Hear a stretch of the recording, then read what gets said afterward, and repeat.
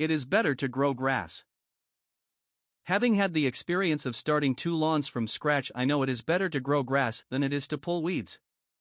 There is no special formula for having a good lawn, simply grow grass. Good grass keeps out weeds. The better the grass, the fewer the weeds.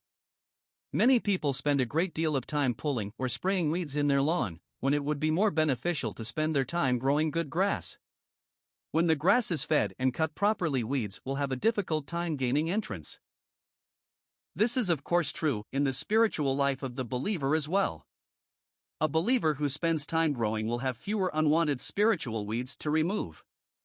Christians who feed on this world's entertainment are simply sowing weeds in their spiritual lawn, which will cause them to spend more time in spiritual weeding, which if they fail to do will result in a poor spiritual condition and testimony. Many today sense no danger in this world's theaters and ungodly TV shows and the things presented in them. Little do many realize that the seeds that generate those pesky weeds are often extremely small, and once they get rooted, they can be very difficult to remove. The Apostle Paul encouraged the saints in Philippi to go in for those things which are excellent. Phil 1:10, it is not simply the question of what's wrong with this, but rather is it the best? A good lawn does require some expenditure for proper food. However, the cost, both in time and in money, to remove unwanted weeds will no doubt be greater, unless, of course, one simply does not care how his lawn looks. For a Christian to grow also requires some expenditure for proper feeding. Time in the scriptures and with the Lord's people, and the purchase and reading of sound teaching material are a few examples.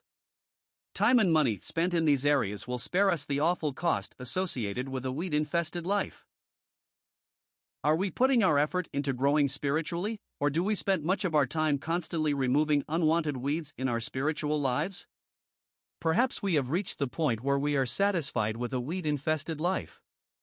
If this be the case, it may require the Lord to take radical action to rectify the situation.